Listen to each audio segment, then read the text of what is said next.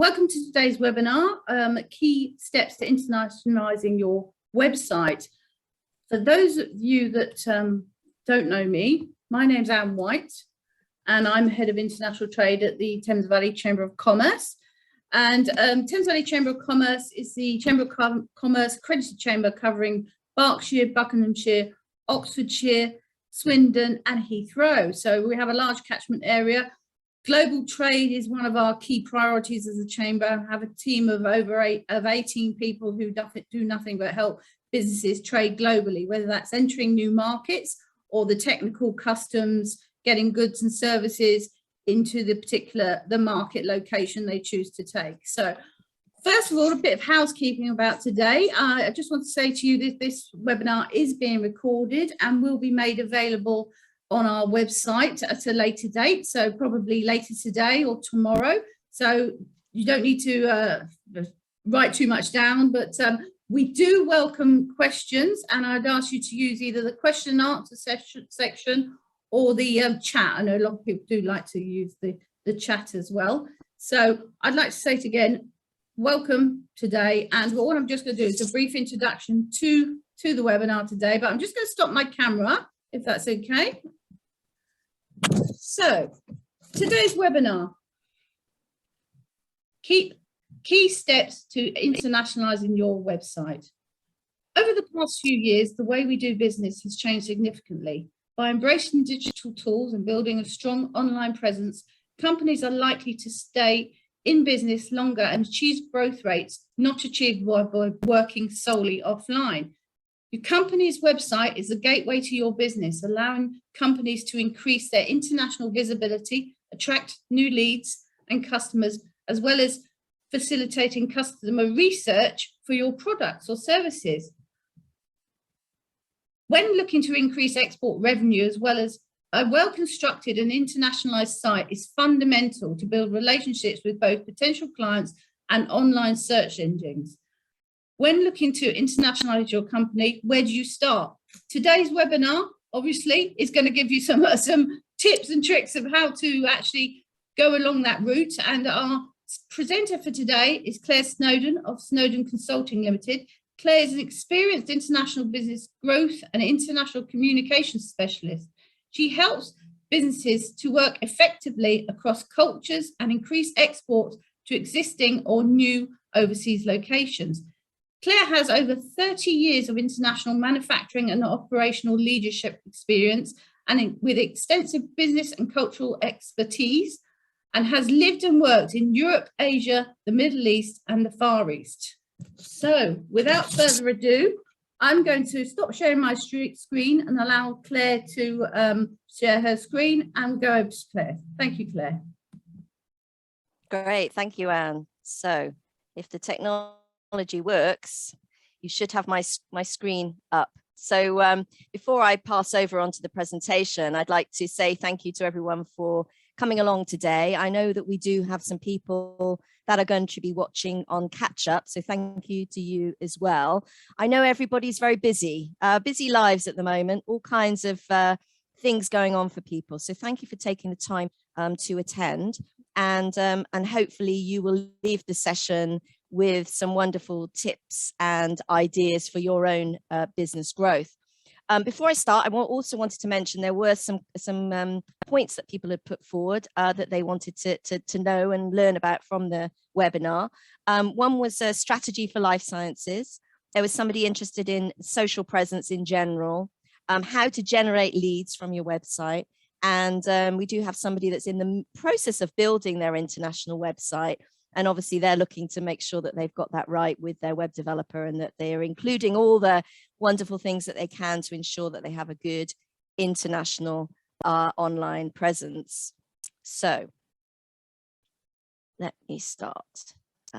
So there will be a poll in a short while, and also time for questions at the end. So do feel free to put them, as Anne said, to mention them. We will give you time then at the end to go through those and hopefully answer those. And if we can't in the time frame, then I'll take them offline and come to you directly. Okay, so key steps to internationalizing your website. The statistics or the stats are compounding. 2021 stats is what I'm referring to today, because of course we're not quite fully into 2022 at the moment, but the 2021 stats reveal that the number of people buying online is at nearly 30% of the total world population, which is 7.74 billion. So there's a lot of people that are buying online, 30% of 7.74 billion. So lots and lots of people, but also there are over 60% of that world population number that are actually using the internet, and that's growing daily. And we saw quite a surge over the lockdown periods that we've been experiencing over the last couple of years. So by embracing digital tools and building strong online presence, companies are more likely to stay in business longer and achieve growth rates that are not achievable by working solely offline.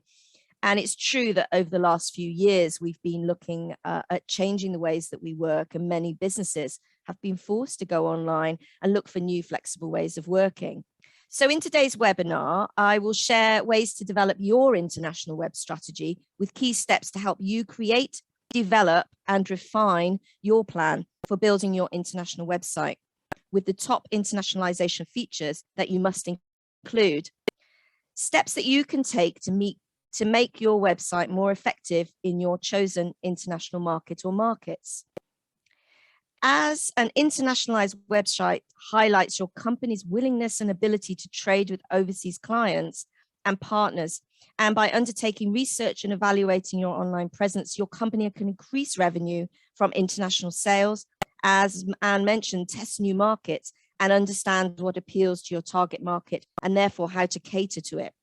The website sits at the heart of your online presence. So when looking to show that you are ready and capable to trade internationally, it is important to make sure that you understand the benefits of your product and service to your customer, and to be clear on your USPs, products and services, as your website is there to attract customers, initiate a call to action, and replace that potential personal contact. So in case you were in two minds about whether you were going to develop an international website, and perhaps you come on this webinar just to see whether it was really worth your while, here are some compelling stats that you may not be aware of that support the internationalization of your online presence and your communication. So I'm going to pick out some of the key ones, but of course, as you're looking at the screen, I know that you'll be rapidly reading the ones and picking out the ones that make sense to you. But it's important to note that a couple of these stats that we'll refer to a little bit later on in terms of our strategy. 70% of online searches are not in English. I think this is a number that sometimes people fail to register or fail to have the knowledge of. And also that customers are 4 times more likely to buy from a website in their own language. So obviously that applies to an e-commerce site. Visitors stay twice as long on a website if it's in their language, and 90% of internet users use language websites. That's EU data. So it's important to ensure that we are, as I say, talking the right language in more than one way. Clearly language in terms of the language that people are talking, but also the language of your business, the language of your industry. Important to have that information there. So the stats are telling us time and time again that people are online. People are looking at your online presence, whether it's your website or your social media. It's having an impact on their purchasing and their decision making of whether they want to work with you as a business. And your website is the gateway that connects your social media and either potentially showcases your product or services. And also, if you do have an e-commerce part to your website, then it's something where customers are looking to buy. Failing that, they're looking at least for you to be able to show them the way to become part of your lead generation process. So definitely important in terms of call to action. So some more data about why having an international website might be something that you need to think about if you haven't already. And that is on the next slide, the internet users distribution in the world. This is 2021 stats. And clearly we're based, well, we could argue whether we're based in Europe or not, but currently in this data, we're in the Europe data on this pie chart. But you can see that over 53% of the internet traffic is in Asia, and followed by Europe and then Africa. So clearly important to note that if we want to expand internationally, that perhaps these markets are the markets that we should be looking at. The internet users by country, again, just drilling down into that data. So we've got the top ranking in order of China, India, the US, Indonesia, Brazil, Nigeria, Japan, Russia, through the other countries that are listed here. So I'm not suggesting that because this chart says that the most internet users are in China, that you should be looking at China as a marketplace. Clearly, there's more to your website development than that piece of information. It's important that you develop your strategy for your particular product or service, and that you're clear on your market sectors that will bring you value, where you can support your business growth. And it may not be China, but it may be one of these countries, maybe on your list, and this will solidify and add to your insights into the fact that you potentially are going to have the ability to connect with more people through your online presence. Also interesting and important to note the actual top 10 languages on the website.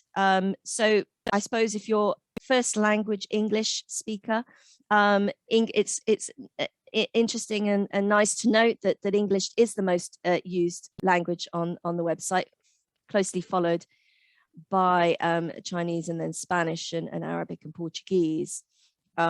So there is some benefit to the fact that perhaps we have a slight advantage in some cases, but we will drill down into what that really means in terms of our international website build. So for the purpose of today's webinar, I'm going to assume that you have already defined your export strategy. That's to say that you know how you're going to engage with your international customers, what products or services you're going to market and sell in those particular locations, what markets and locations you're going to focus on, therefore, and whether you will work with distributors or agents or sell directly. So your market strategy or international market strategy. If you've not done this yet or already, or you're in the process of doing this, then I thought I'd give you 5 quick things to consider when developing or clarifying your export strategy. So the first is to pick a market location where you have experience, or perhaps someone in your team has experience. And I find that interesting when I support businesses and do reviews of their in-house expertise, how many businesses are sat on a lot of knowledge within their own team that they're not utilizing. It may be a language skill, it may be a market sector knowledge. It doesn't necessarily sit in the marketing team or the business growth team, but you may well have those skills. So look out for those. Do a survey of your current staff if you have staff. Look at your in-house language skills, as I've mentioned. Look back at past service or product deliveries to see where you've been successful. I find a lot of people that plan to expand internationally have already had some experience. Sometimes they haven't even registered. When they look back at their deliveries or their sales figures, they can see that actually there may have been a particular location or a particular country where they have been already successfully delivered. So look back at that data and utilize that to forward think your strategy. Do your research and seek help from organizations like the Thames Valley Chamber of Commerce and the Department for International Trade, who can support you defining your target markets, and check if certain trade rules or requirements in a particular country will support your business model and not be too complex to start exporting to. That's sometimes, and again, the Chamber can help you with that in terms of understanding the legal and technical requirements in terms of trading with those particular countries that you might have identified as your chosen markets. So we've got our export market strategy. We've defined where it is we think we're going to go, and we're now looking at how we're going to make sure that we can be seen.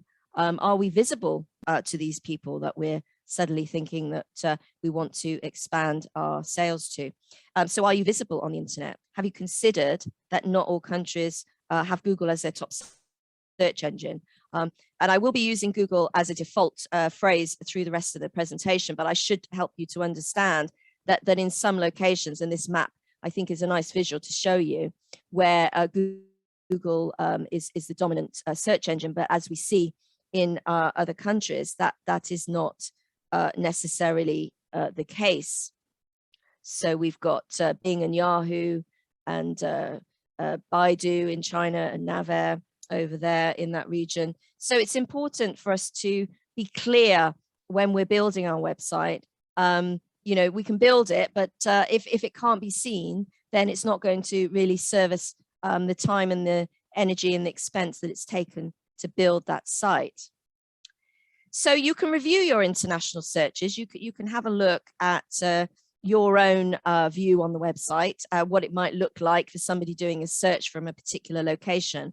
And here I've given you an example where you can review your international searches by using the incognito browser in your website. This will give you a more accurate picture of how a particular international search using relevant keywords happens in that location. So the example on the screen is for Germany, google.de, and you can set your language and your location setting and therefore use the search tool for your keyword or key phrases to see how you rank within that particular language and country by using the incognito tag and therefore removing any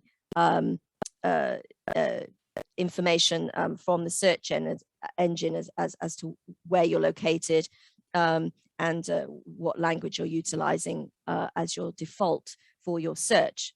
So it's a good way of really seeing what potential customers in those countries and utilizing those languages are actually seeing.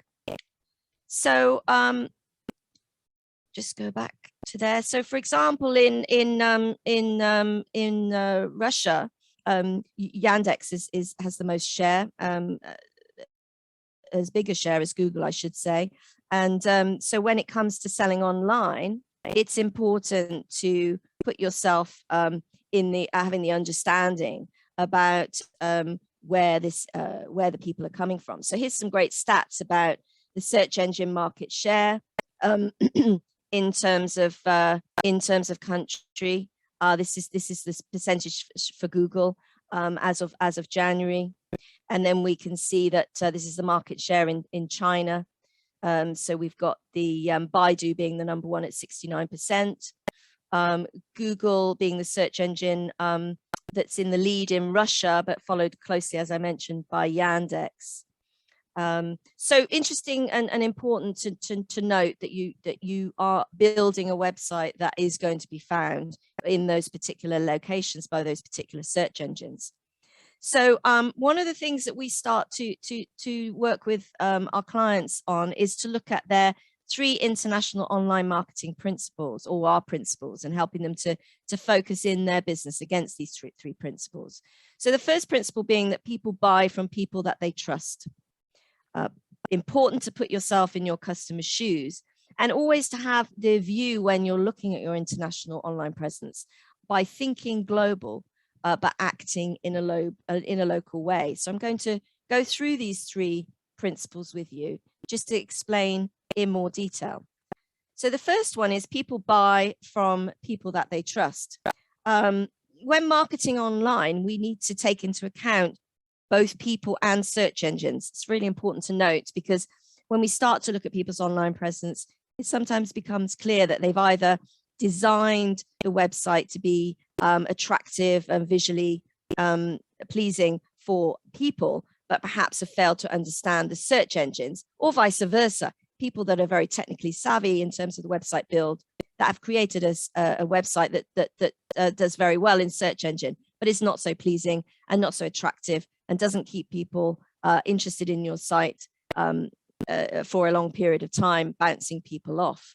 So when marketing online, when it comes to Google, amongst other indicators, they use trust rank to rank websites. The higher your trust rank, the higher the rating of your site. And trust rank factors are things like the quality and number of backlinks that you have, the page rank and the trust rank of the sites that you're linking your website to, consistency of message, the fact that you have a domain age for your domain that you will have purchased, that it has some authority in terms of its age and longevity, that you have developed and posted your sitemap with the relevant search engines, that you have privacy and legal policies in place, and you have a very clear and engaging About Us page. So search engines are in it for the long game, and online they are your first and most important customer. They are the gateway to the people who need you. Their reputations are fiercely protected, and your website needs to earn its place and prove its worth with the search engines if you are to reach those potential customers. So when it comes to people, this first principle refers to whether your company's online presence, and specifically whether your website, is ensuring that a visitor can feel confident about your company and what you are selling, and that you have a clear customer service approach. So when it comes to building trust, what puts you off and ultimately erodes your trust when you're looking at a website? So what we thought we'd do is run a poll. So I'm going to ask Anne to put the poll up on the online for us. Now this worked beautifully earlier on, so hopefully you are starting to see the poll. And we're looking at what erodes your trust on a website. What is it that you that puts you off and ultimately erodes your trust when looking at a website? So I'm not sure if that poll has come up there yet. How are you getting on, Anne?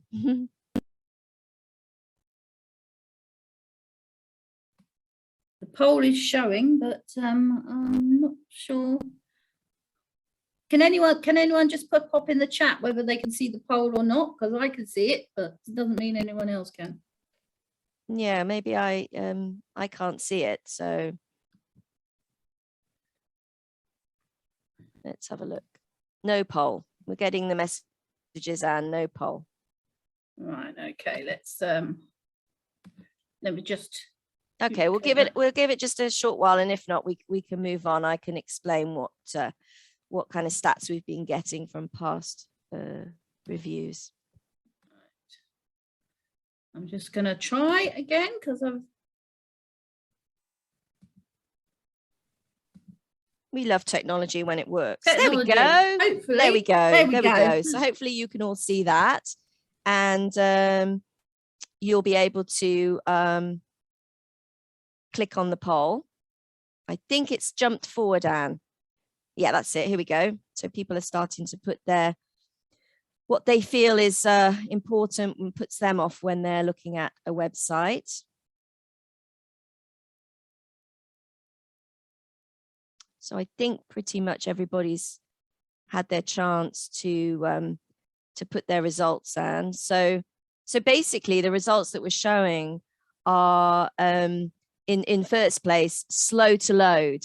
So that's a very interesting one, and I agree with that one, and that one many times comes out on the top, closely followed almost in exact ranking the following four: poor design, not being mobile or responsive, and having old content. So I think, even if today the only thing that you did was have a look at your website for these particular functions or functionalities, and just made sure that your website was doing these things, that it was fast to load, that it didn't have broken links, that it's mobile responsive, that it has an overall good design, and you haven't got any old content on that referring to past activities or past offers, then I think that would be a great first step for you. So hopefully you've been able to see those on the screen, and you'll be able to implement those as one of your first steps after today's webinar. So I'm going to hopefully that's not on your screen anymore. So there are some others that come to light that I'll just share with you on past events. Lack of reviews and testimonials, misspellings and grammatical errors, that the site is not secure, doesn't have an HTTPS padlock on it. That's quite common for e-commerce sites. Poor quality images and colloquialisms, jargon and tech information that is difficult to understand.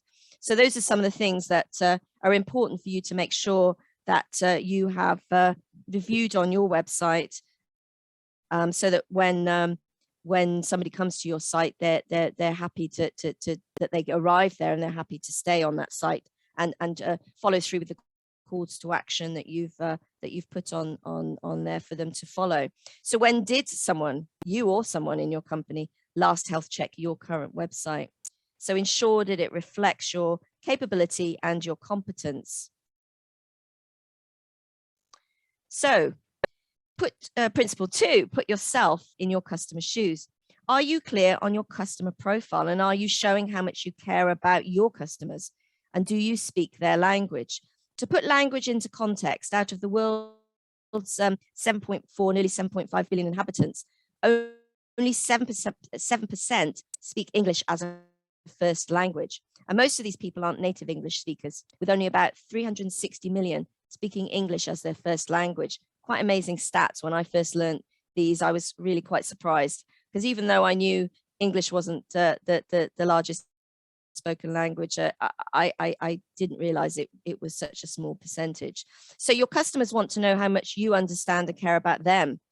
Research shows that having your website in a local language can have the potential to increase its sales, if you have sales coming from your site, by 400%. So visitors to your website want not only to be able to trust you and understand that what you are saying, but you also what you can do for them. So you need to focus on the benefits to them and not just explain what you do. And this is something that we see time and time again, especially from websites that are quite important to have technical information. So pharma, biotech, types of scientific types of websites. Really important to make sure that your visitors can understand what you're saying. And we found that sometimes that they're quite complex, and that it's important to to review your website so that it's easy to consume, easy to understand the information that you're sharing. And we do say, and it comes later in the presentation, that a picture or a video speaks 1,000 words. If it's complex information, putting it into some kind of diagram, some kind of image, or some kind of video will really help you, particularly in an international market where you might be dealing with different language skills. So research shows that we have only less than, and it's going down continuously, not going up. We have less than 1.7 seconds to capture a visitor's attention before they leave a website. And they will normally have 2 key questions they ask and that they want answered to be able to stay on your website and follow your call to action. That is, number 1, is this page relevant? So have you got what I want? And number 2, do I trust this site? So what does your website show to your local and international visitors? And does it have what they want? And this again is particularly something that we see with technical websites, science-based bio, pharma, tech websites, where they've been written by the expert. And so they're very, very detailed and complex. And that's okay if the people that you want to engage with have the similar levels of knowledge and skills. But if you're selling to a customer that doesn't know so much about your product or service, but wants to engage and perhaps doesn't have the technical knowledge, then it's important to make sure that there's an easy message for them to consume. So on to the third principle that I mentioned, that is to think global and act local. So global competition demands that your website is properly localized in order to succeed international and to be able to compete on a local level. Successful international businesses understand that a one-size-fits-all approach doesn't work when delivering products and services across different markets. Creating goodwill and establishing credibility with local markets is critical if you want to prosper. So localization is where a business activity seeks to differentiate its global products, services, and communications to individual markets and regions, and embrace and accommodate those differences. So done correctly, this leads to improved results such as increased return on investment, awareness, and increased engagement. So does your website have localized content? and cater to the needs of your international customers by location. And we'll drill into that a little bit later in the presentation. So the steps that you can take to develop your international web strategy. Can you be found? Can you be easily contacted? And are you easy to do business? So your international web strategy needs to suit your given objectives and resources and be proportionate and manageable. It's a journey. Each step can increase export sales. So start by getting it right in English. Secure non-geographic sites. Develop a little localized content, possibly on a distinct page or microsite, and create infrastructure for supporting sales in a particular territory. Established return on investment, and then developed more localized websites with local languages. So this slide is showing where a lot of sort of the journey, the evolution of an international web strategy. And most of you, I believe, having looked at your current online website and presence, you're sat in the bottom left corner. You've got a UK website, perhaps you already have a .com, but you definitely have a UK oriented website in UK English, and you've optimized it hopefully for the UK market. Now you're looking to move into the middle section, that's thinking global, by adding things like international pages, by developing your international website, and perhaps optimizing in languages, or if you're not yet ready, using something referred to as global English. Now it's possible to search the word international English or global English, and that will give you lots of information about what that means, but it's really making the language on your site easy to understand for second and third language English speakers by removing colloquialisms and difficult acronyms and difficult technical words, and creating things like bullet points and using more images and video.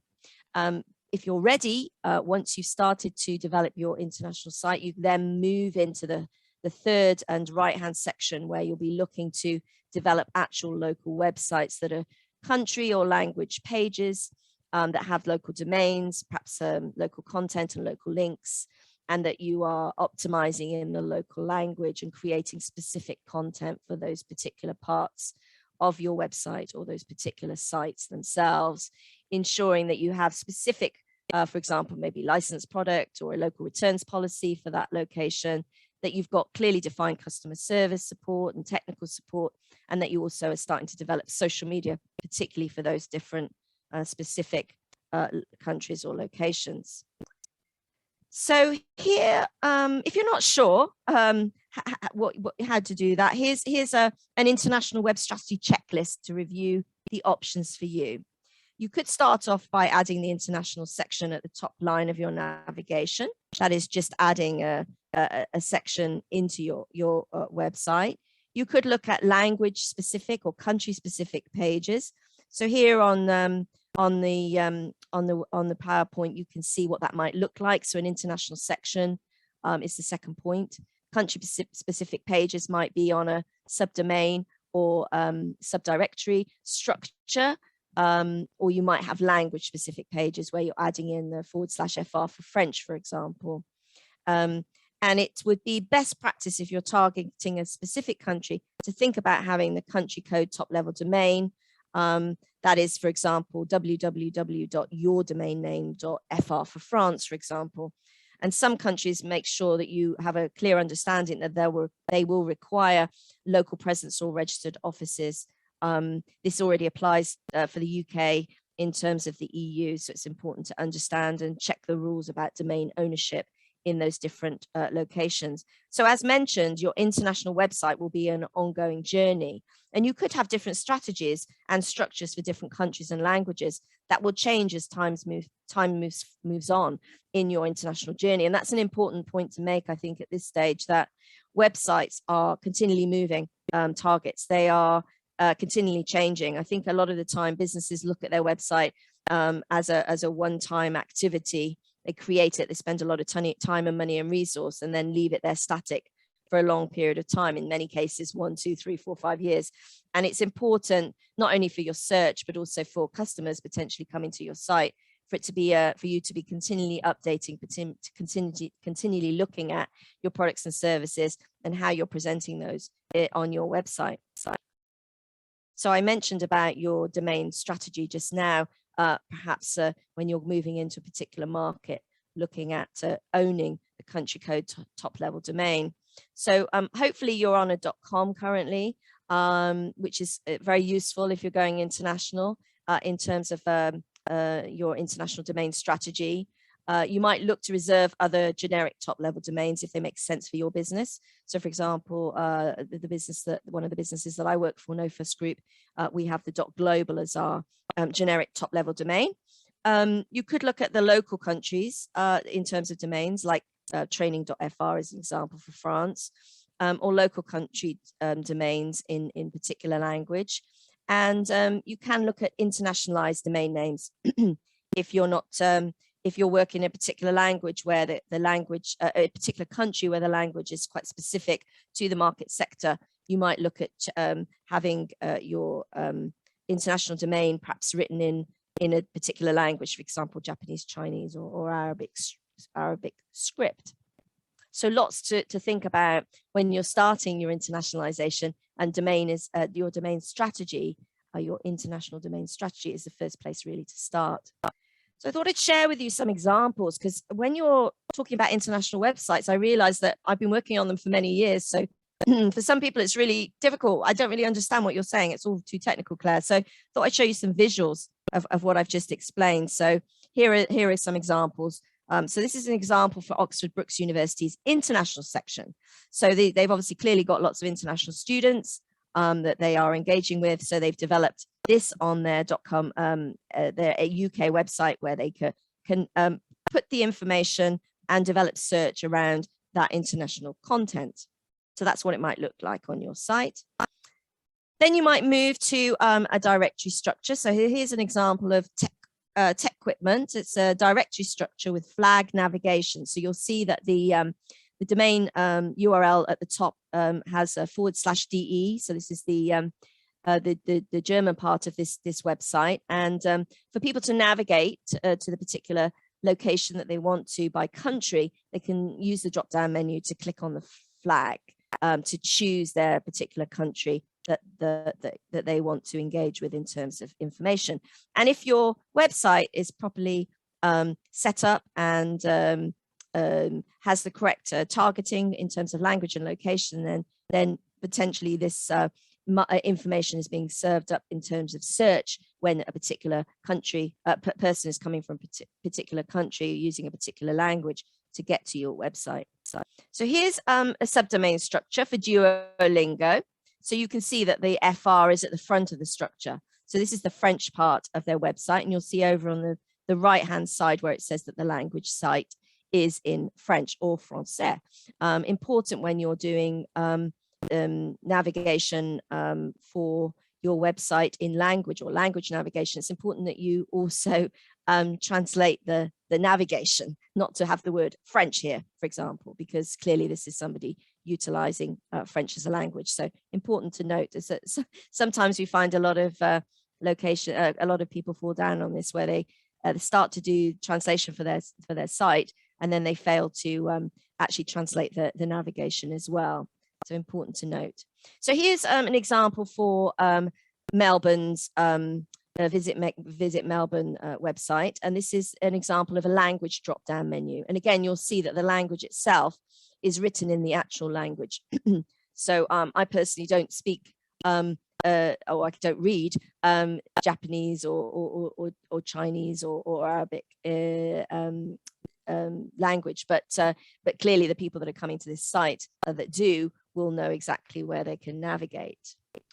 And then a really good example from Airbnb that uses local domains with local language selectors. So you'll see there's a .co.uk site, and then here you'll see we have the site for the German site. So you can see that they're utilizing the same navigation, the same imagery, the same content, but utilizing for the different sites themselves with the relevant navigation for that particular site. So it doesn't have to be complex. You don't have to keep creating new sites. You can use this kind of structure. And clearly Airbnb, if any of you have used them and looked at them in different locations, you'll see that they've got multiple websites for the different countries and languages.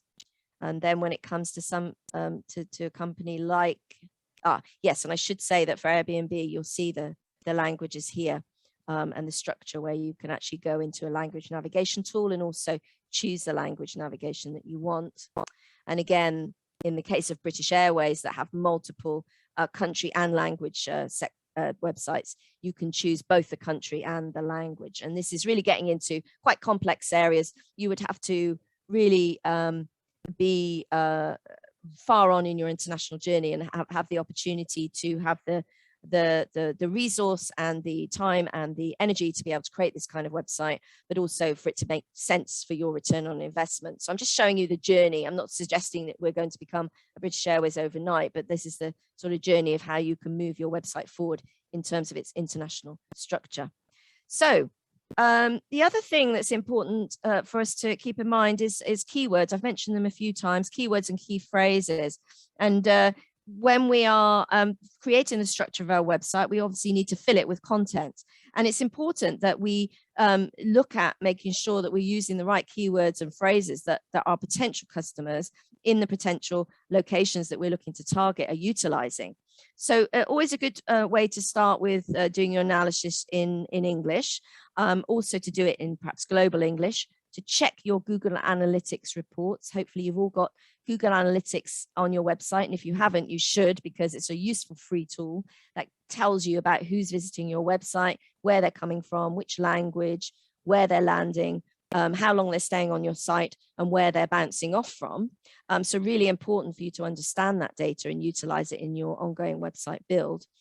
You can utilize Google Trends to find out keywords. You can look at doing Google searches. You can do the same on Yahoo and Bing search tools as well.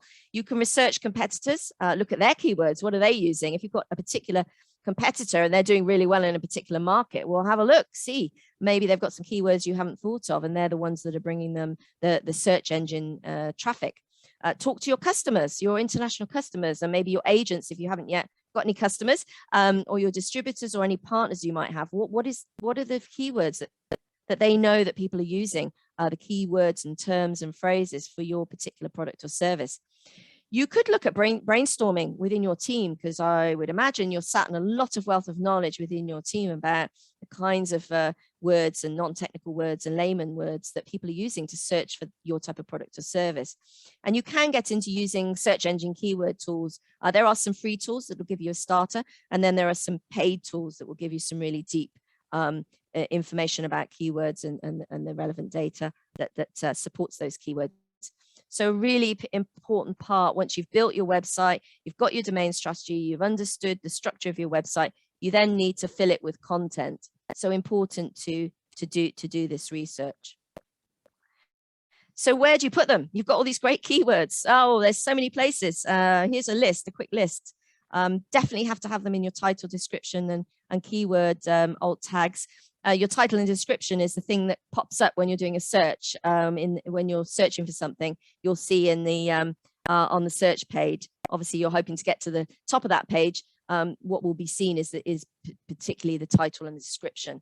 But it's also important to add this into your headings, any videos and images that you utilize, any files that you're adding in your copy, of course, in any glossary of facts or terms that you're using, in your sitemap, in your navigation, in navigation tabs. So lots of places to put your keywords. And I'm not suggesting keyword stuffing. That's the old days. These keywords have to be utilized and make sense. Google does not like to, Google and many search engines don't like to see keyword stuffing. That was something of the past.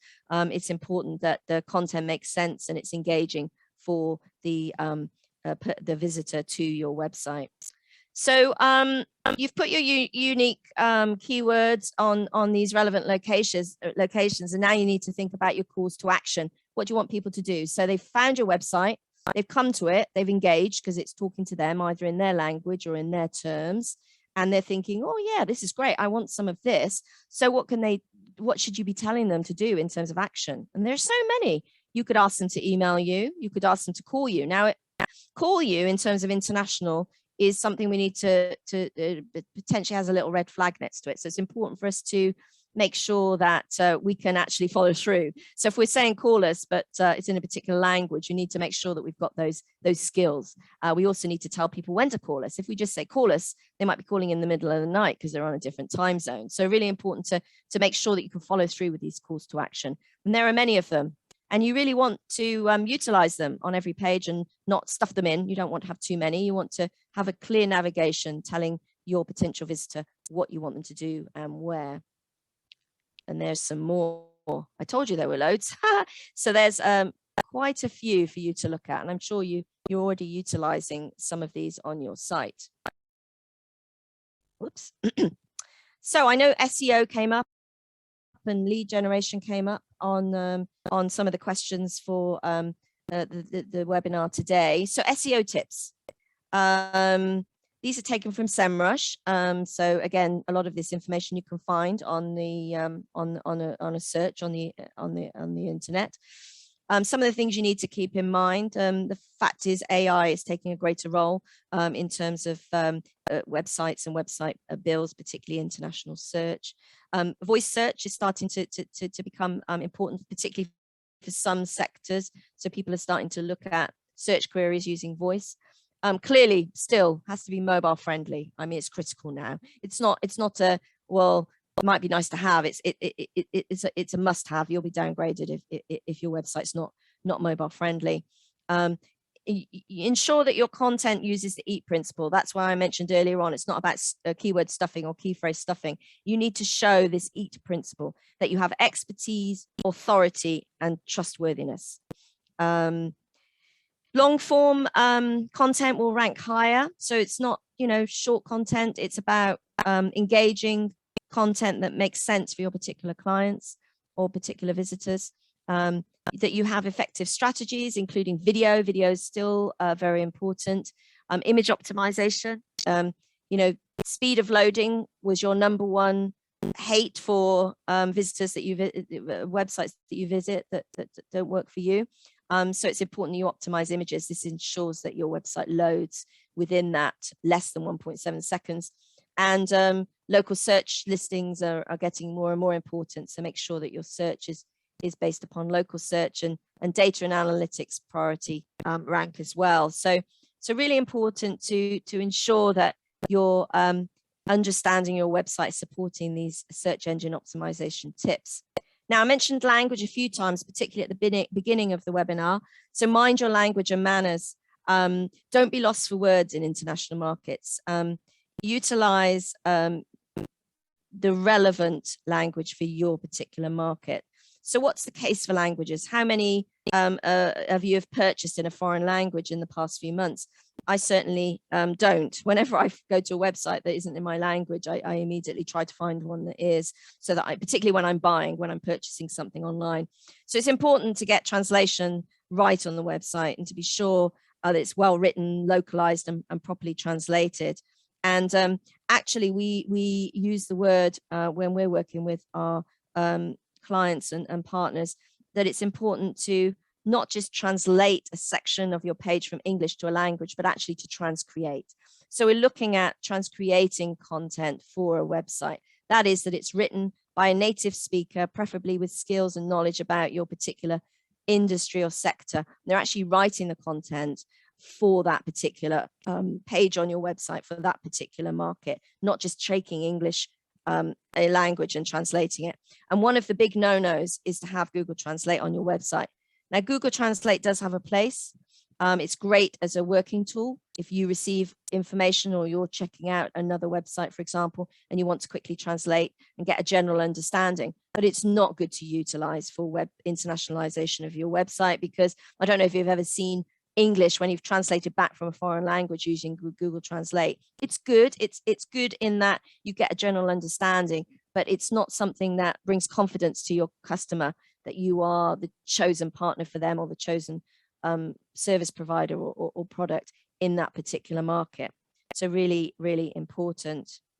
Now, if you aren't yet ready for localizing and writing content in a local language, you're just starting your international journey. I did mention international English. So here are some of the 7 of the key changes that I quickly alluded to earlier. So reducing content volume, keeping sentences short, using bullet points, avoiding all the difficult terms, acronyms, slang, etc.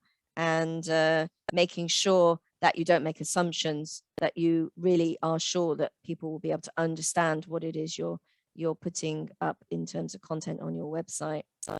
I mentioned a picture speaks 1,000 words. So whilst ensuring that images that you use are culturally sensitive for different audiences, also being aware that not all countries have high-speed internet, which means that flash animations or bandwidth zapping graphics may be an issue to load. So I gave some examples here, some visuals for Nescafe, good example. They've actually moved on to a new branding, but I'm still using this old branding because it just helps to explain what I'm talking about in terms of website imagery. So here's the country and language. They have a country and language selector. So here's their UK site where you'll see the imagery and the content in English. Definitely a culturally sensitive image, I would say, for some locations, but works in the UK. But then we go on to the China site. Well, they've used, this is actually a moving image where the coffee beans are dropping into the cup. So this is important to understand that not only is there the language content, but also the image has changed and it's more suitable culturally for that location. They haven't chosen any image that could be offensive within the Chinese communities that might be visiting the site. And then on to the Arabic site. Again, we can see the language location. And here they've used emojis, which are quite culturally, they travel quite well. So I think that's quite a clever way of using imagery without getting into culturally sensitive and alienating a particular market sector. So yeah, so there's a lot of information, but I suppose the most important thing is to ensure you have an action plan. Ensure that you prioritize your actions, that you look at taking a chunk at a time, you allocate budget and sources funding, source funding accordingly, and that you look at determining roles within your organization. Are they going to be in-house? Do you have the skills? Are you going to outsource? Perhaps you can bring in some temporary or student help, which has been quite, we've seen a lot of our companies that we work with, a lot of our clients utilizing this in being quite creative in terms of their website creation. And always make sure you're getting feedback, not only from past clients, future clients, but also people in your industry, people within your team. Make sure that they are feeding you back all the wonderful insights that they might have as well. So that brings me towards the end of the presentation. I trust you found the webinar informative and helpful in reviewing your own international website, and that you can use these key steps to build or refine your website. I'd love to connect with you on LinkedIn and follow your journey. So if you would like to connect with me, please feel free to do so. It's Claire Snowdon. I've put the link on the next page for you. Yeah, here are the key steps. So ensure your website can be found, develop trust with both your visitors and the search engines, put yourself in your customer's shoes, think global, act local, mind your language and manners, and always make sure that you have a plan. So for today's webinar attendees, we do have an offer of an international digital health check. It's really quite valuable. You'll receive a benchmark website audit score for your current website and 3 tailored international website development tips. If you'd like to connect with that, it is a free offer that we have for Thames Valley Chamber of Commerce. Then do connect with me on LinkedIn and say, yay, I'd like to have some of that, please, Claire. Or if you're not a LinkedIn user, then please do look to connect with me via my email, which is claire@clairesnowdon.com. So now I'm going to stop sharing my screen if I can get my mouse back. Whoopsie. Okay.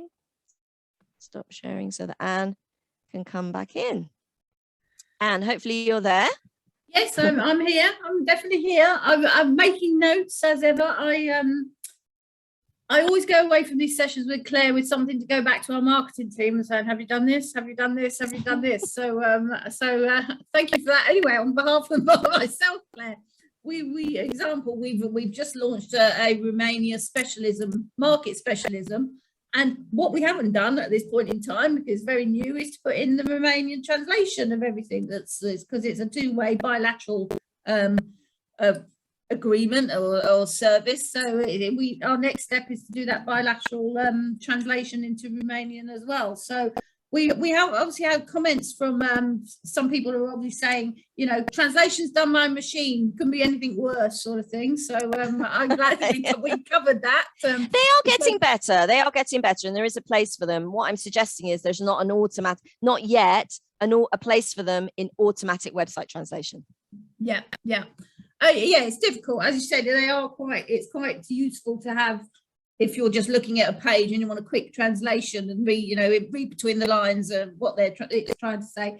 Offline, yeah. Yeah, exactly. Something comes through. What about companies now, UK companies that have a EU domain structure? Because obviously we're not in the EU. What is there any tips for those companies that do have that? Yeah, sure. Well, if you're trading in the EU, that's great to have a .eu. And I would imagine that if you already had one before we exited, then you would have been contacted when it was due for renewal, just to check that your registration details were allowed you to be able to register. Because now a UK company can't just go on to one of these domain purchase organizations like 123 GoDaddy, etc., and just buy a .eu. There are rules and regulations around having to have some presence, but there are service providers who will give you that. And if you have your own office or your own presence or a partner or a distributor, then they'll support you, I'm sure, to ensure that you, number one, can own that and can continue to own that. I would suggest that also .eu, it's a good to have if you're wanting to project that you're supporting the EU market. But the thing about domains and the thing about targeting international clients is it's important to have a localized strategy. So if you do have particular countries or particular languages that you're focusing on, it's important that your domain strategy supports that. So, you know, you might say that, yes, I want to sell to the whole UK, but actually the market that's most important to me is Germany. Then the suggestion would be that in terms of your growth, if it delivers your return on investment, it would be good to look at, for example, having a German domain. Yeah. I mean, obviously you mentioned questions obviously about having the top level domain name. I mean, you probably don't, off the top of your head, you probably don't know, but what is the comparison statistics between somebody who has just a UK domain top level against somebody who has a country specific, you know, the hit rates on the search engines, etc.?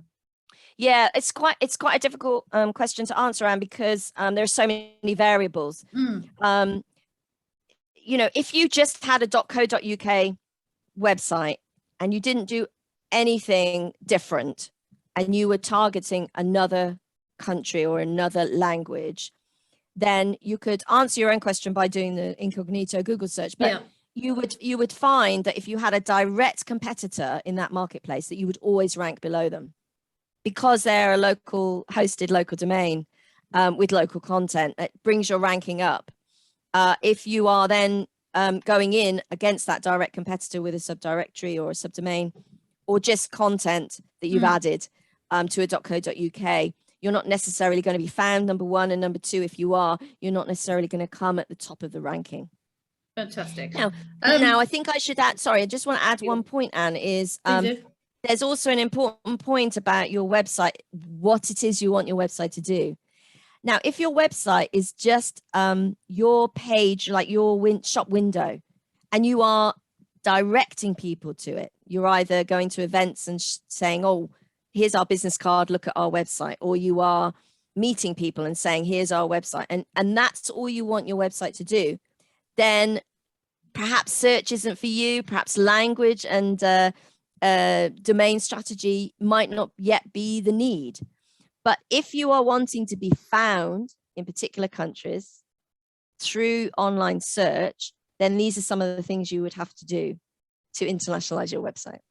Fantastic, fantastic. So I will say to everyone, please do take advantage of that free offer for the consultation from Claire. It is very important that you are aware of obviously how your website ranks, some of the things that, and it's a great service. It's there to be used. So thank you very much, Claire. I'm just going to share my screen quickly to cover a couple of other things.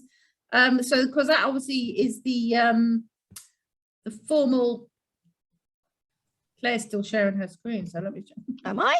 I Oh, think so. I'm sorry. That's okay. That's okay. I don't know. I'm not. I'm not. Right. Okay. Let's see. Let's see if this works. Yeah. No, it doesn't like it. Okay, I'm going to stop. Oh. I just want to tell you a couple about the people on attending, a couple of things we have going on at the chamber. So thank you very much, Clara, for that. As ever, very full, informative session. And I think that people really, they need to look at this and take advantage of everything. As you said earlier, we're in a changing world. Everything's changed so rapidly over the last couple of years. And it becomes even more vital that if you're trading globally, you have that debate, make the best of your online presence, because as you said, and we said earlier, it's the window to the world. And so it's important that those people in other countries can actually understand what's happening. And I also would comment, I get the bit about jargon, lingo. I'm in a technical role where there's lots of jargon and lingo, and we like a bit of jargon and lingo. So that's something the team will have to go look now to see whether there's some jargon and lingo. It needs to have an explanation behind it. So I appreciate that myself as well. I just wanted to just point out to delegates, we do have a full range of other international trade webinars, events on our website, thamesvalleychamber.co.uk. The next one coming up on the 5th of April is relating to post-Brexit. We have our colleagues from Belgium and France talking about, from an EU perspective, how that has worked out, how that's panned out for them, but also how that's affected their relationships with their UK business clients. So that's something useful. On the 28th of April, I mentioned we do now have a run of Romania session. We have a spotlight on Romania. And then on the 19th of May, we have our webinar. It's relating to the service sector, exporting services, the VAT implications, because there have been significant changes as we've left Europe, but also around the world, they are treated differently. And the last one I'm going to mention, which is at the end of May, Claire mentioned about, you must do your relevant research to go into international markets. We actually have an event with a webinar with Claire later at the end of May about how to select international markets. So that's something that we're looking forward to. And the final thing I'm going to say, so before you go off to do everything else you need to do today, is that the Thames Valley Chamber of Commerce Awards are back this year. Yay! So we're very excited about that. We have 10 categories open to all businesses in the Thames Valley, different categories from Exporter of the Year through to most sustainability through to, well-being. And the entries are now open. If you want more information, just visit our website. It's on one of the big banners, I think, at the front. And the entries close on the 5th of May. And then we have the awards ceremony in early June. So please have a look. It's not very onerous. So have a look, go online. It's all done digitally. We're in a digital world now, Claire. It's all done digitally. So I would urge you just to have a look, but have a look at the website, keep on board. And if anyone has any questions about trading globally, as Claire mentioned earlier, we're here to help at Thames Valley Chamber. So final thing again, please do make yourself available for that session with Claire as part of the offer today. So I'd like to thank everybody for joining today and hope you have a good rest of the day. Thank you very much. Thank you. Bye-bye.